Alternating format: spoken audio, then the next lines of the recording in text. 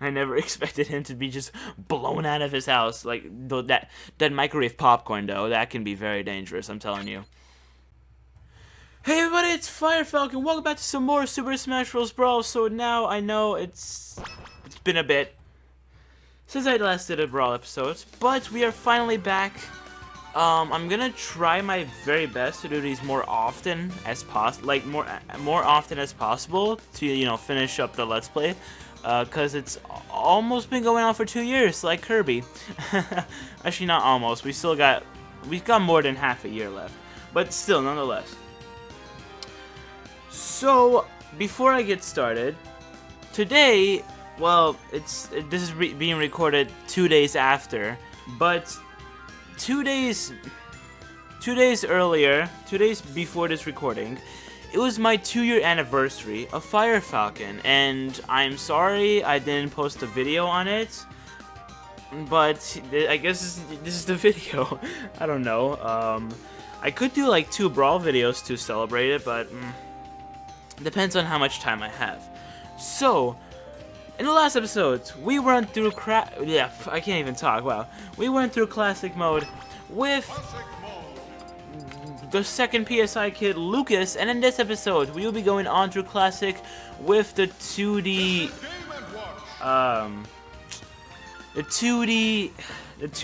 character. I don't know, figure, Mr. Game & Watch. There we go.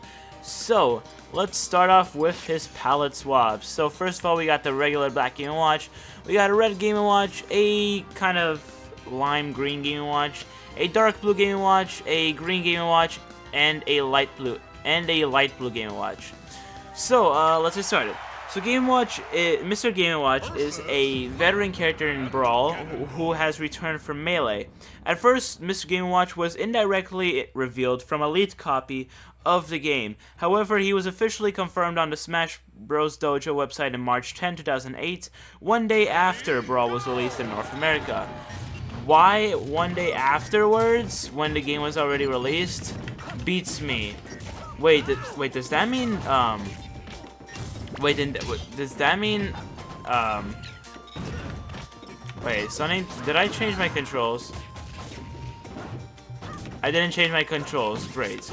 But, so, like, people who had the early copies, did they have Game & Watch? I think they did, it just hasn't been revealed until, that was actually amazing, hasn't been revealed until, March 10, when he was revealed to the website. So, now, so Mr. Game & Watch, if you don't know already, he is an unlockable character. In order to unlock him, you either have to play 250 versus matches, a clear target smash with 30 different characters on any single difficulty level. So basically, clear with 30. So like you can clear it on like easy, intense, whatever you want. I don't know if it can be separate difficulty levels. I never tried that out before, but maybe, I don't know. Or have Mr. Game & Watch join the player's party. Join the player's party in the Subspace Emissary on the Battleship Halberd Bridge. Halberd, really? And with the exception of the third method, Mr. Game & Watch must then be defeated on Flat Zone 2. You guys already saw Flat Zone 2 when we did that event with the Dark Peach, Toon Linking, and Jigglypuff. I remember that event. It actually wasn't that difficult, surprisingly. It actually went pretty well, I'm not gonna lie. So, let's get started with Mr. Game & Watch's moveset. We're starting off with his special moves. If I can even find them, because there's a lot of stuff. Oh, there's a team battle, okay. I can just, spam my up smash, and that'll work. Okay, almost there. There we go. So first of all, we got Mr. Game & Watch's. Ooh, there we go. Mr. Game & Watch's. Damn it. Mr. Game & Watch's neutral special, which is called Chef, where basically he shoots flaming pancakes out of a pan. Doesn't have much very use in the metagame, but it can prevent aerial approaches. Yeah, here, just like this. But it can be pretty fun to use against like team battles, because they experience more knockback from the moves. So it does 5% from the 5% from the pan, because the pan actually does damage too, and 4% for the food. And now time for Mr. Game & Watch's side special, which is his, I think, second most powerful move, Judge, where basically, ooh, come on, you gotta be kidding me. That was actually kind of stupid. I wish I could get that. Judge, let me see if I can, yeah, okay, we're about to finish it, so, wait. Oh my god, I keep forgetting that I don't have my, control switched. Okay, anyways. Judge, he swings and hammer in front of him, and raises a flag with a random number from 1 through 9 with his other hand. Effects vary based on number, with number 1 being very nearly useless, while number 9 having high KO potential. So it does 2 to 32 damage, depending on which number you get. So now 1, if you get 1, it does damage it does damage the opponents, but not that much, and also it does do a bit, like, some damage to Game & Watch himself. And number 9, it doesn't always kill, but it's most likely going to, depending on how light the character is and how much damage they have on them. Okay, now time for Mr. Game & Watch's, oh my god, metal. This is gonna be fun. It'd be fun if she killed herself. Wait, we got this. Nailed it. So up special is called Fire, where Game & Watch jumps upward off a trampoline, then falls slowly in a parachute.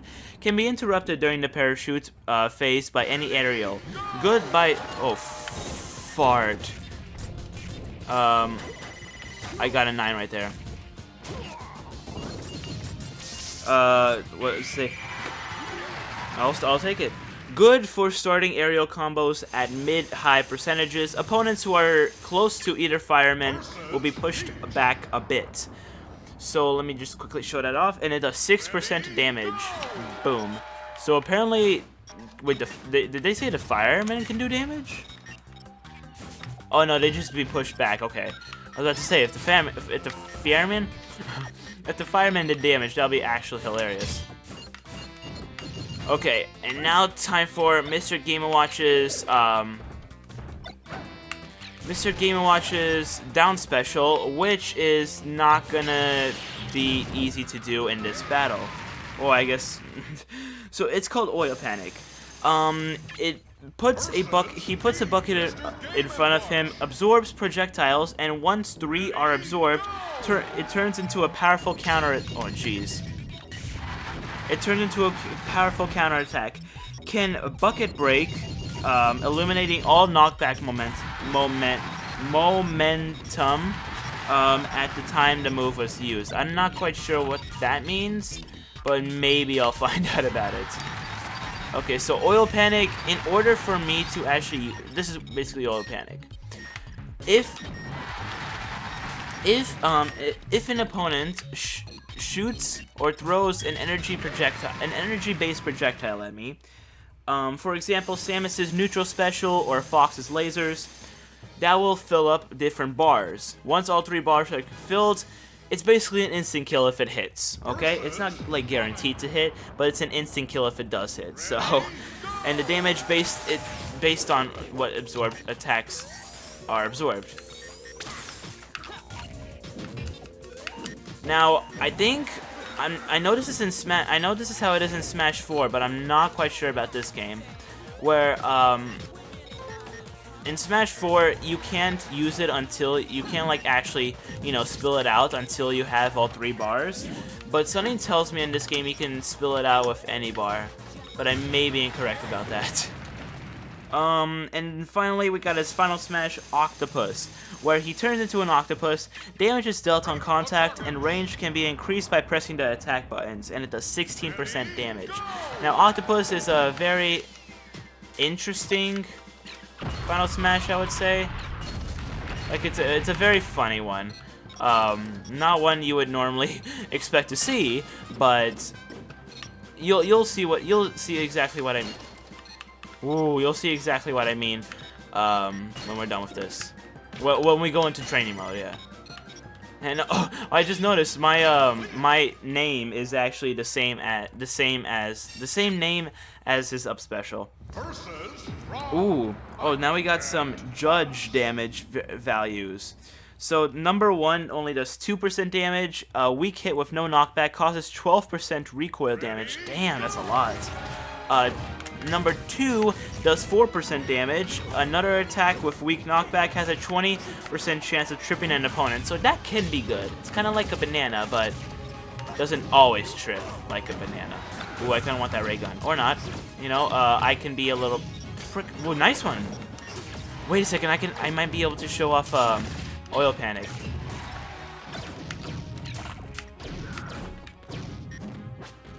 Damn it. Oh, I got one. Damn, I was able to get one, so that's good. Can I get another? That is a good question. It is Ike.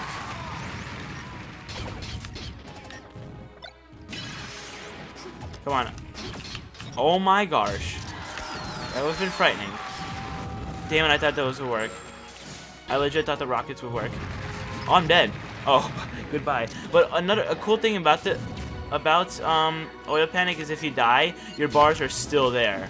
So, Rob can be polite. Never mind. Okay, so we won't be able to show off Oil Panic. Well, I guess we could do it in training mode, but number 3 does 6% damage. Another weak knockback attack. Although this one causes significant shield damage. Opponents are launched backwards towards Mr. Game & Watch. Number 4 does 8%, a slashing attack that launches foes diagonally forward. Number 5 does 3% on hits 1 through 4, an electric attack that hits multiple times. Yes, there are, I think, 4 more left. Number 6 is actually a pretty powerful one, which results in a lot of kills. Ooh, maybe. You think that would work with the Oil Panic? And we can still try, but I'm not guaranteed. I'm not saying that it's guaranteed to work. But anyways, so number 6 does 12% damage. A flame attack that semi-spikes has the second strongest knockback of all judge attacks, with number 1, of course, being 9. Number 7 does 14%, which is a moderate knockback attack that produces an apple if it hits a foe, which actually I did on Cat and Falcon earlier. The apple heals 4% damage. Number 8 does 9%, a freezing attack with low knockback, and finally number 9, 32% damage, a very, very high knockback attack that was designed to be similar to the home run bat. This attack has huge KO potential, being able to KO opponents at small percentages. The attack, however, has a smaller hitbox. Oh, I never noticed the hitbox. I just noticed that it's hard to get. And then we still got Mr. Game & Watch's 3 taunts. Where should I do it during training mode? I might as well. Okay. Okay. I might as well just read the trivia in the meantime. Mr. Game, his official artwork resembles his Melee artwork. In Melee, Mr. Game & Watch is the only character who is always 2D in appearance, even in his trophy form. Although Mr. Game & Watch usually appears in 2D, the effect is achieved by flattening a 3D character model. He is also the only character with no textures or shading. He is simply one solid color and outline.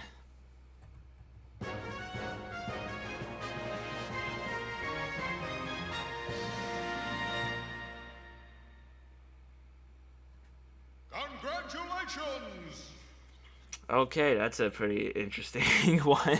I never expected him to be just blown out of his house. Like, that microwave popcorn, though, that can be very dangerous, I'm telling you. But anyways, now time to go into training mode to show off his taunts and his final smash. But first, while I'm doing that, I'm going to be reading some trivia along the way. Mr. Game & Watch appears 3D, however, when played using move set swaps, His Subspace clone and Metal Box form also make him appear 3D. With Mr. Game Right, there we go. Okay, with Mr. Game & Watch's design originating from characters that first appeared in 1980, he can be considered the oldest character in Brawl's roster, which is why he is the first character to be fought in All-Star mode. Interestingly enough, he is the last character to be fought in Melee's All-Star mode. Yeah, you'll see when I actually do a Let's Play of that game. While almost all of Mr. Game & Watch's animations use a frame-by-frame style, there are times when he animates smoothly, when being thrown, when being grabbed by Snake, and when using the Cracker Launcher. The first two are due to using animations shared by all characters, while the third is due to the mechanic of angling the Cracker Launcher. So I'm going to be fooling around a little, guys, just so I can, get the trivia over with. So sit back and enjoy, I guess. Mr. Game & Watch, Rob, Olimar, and Samus are the only characters that never talk or make vocal sounds. He instead makes beeping sounds. As a result, Mr. Game & Watch is the only character whose sound cues do not seem to be affected by a metal box. Mr. Game & Watch is the only character who does not move when charging his smash attacks. I did not know that, actually.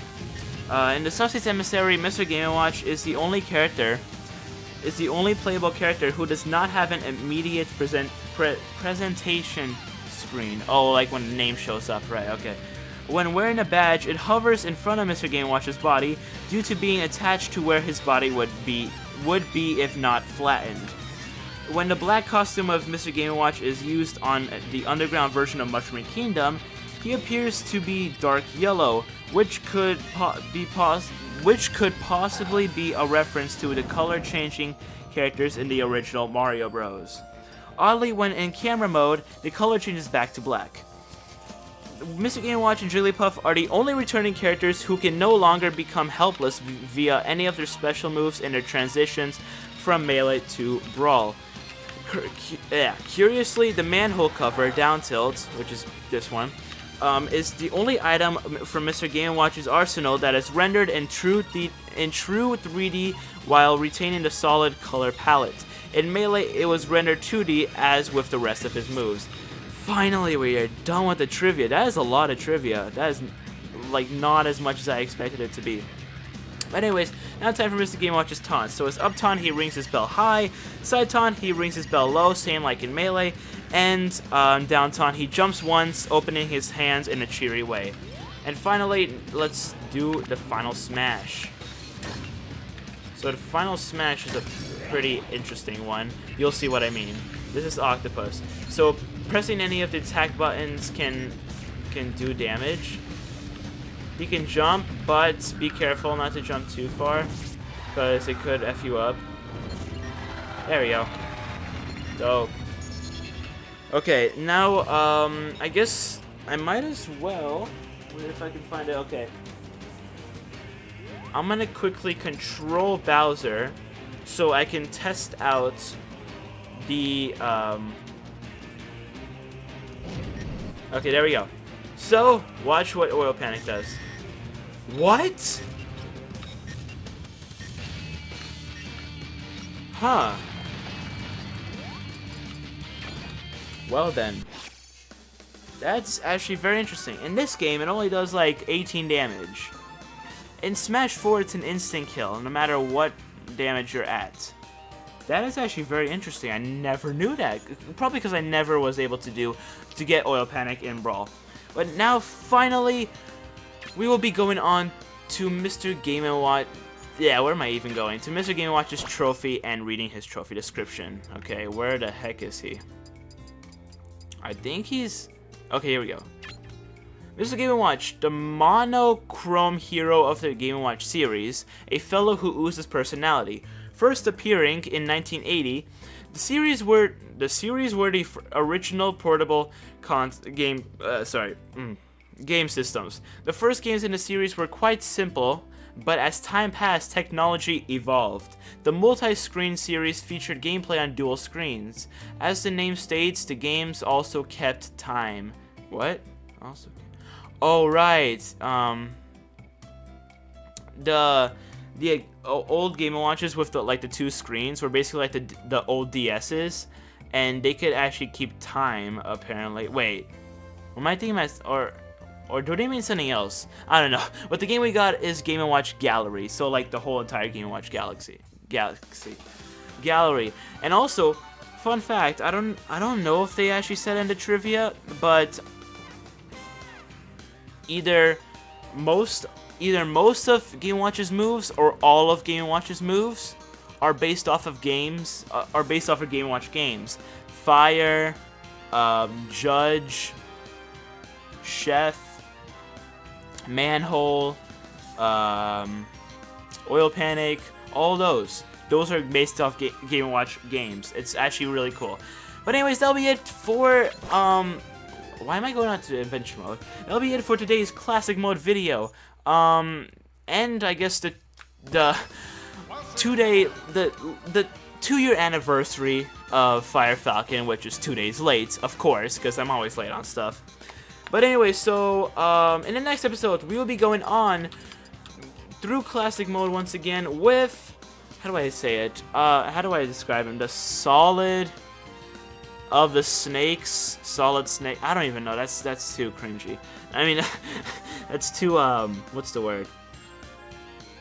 That's too cheesy, that's the word. The secret bounty hunter snake. I don't know. I'll probably think of like a different title for him by the next episode. So, subscribe to help this channel out. Like and share with your friends or a random stranger, and comment down below your answers for today's question of the day. So, for my question, if you owned any Game & Watch gallery games, or knew about them, which one was your favorite and why? So comment your answers down below, and I'll see you guys next time.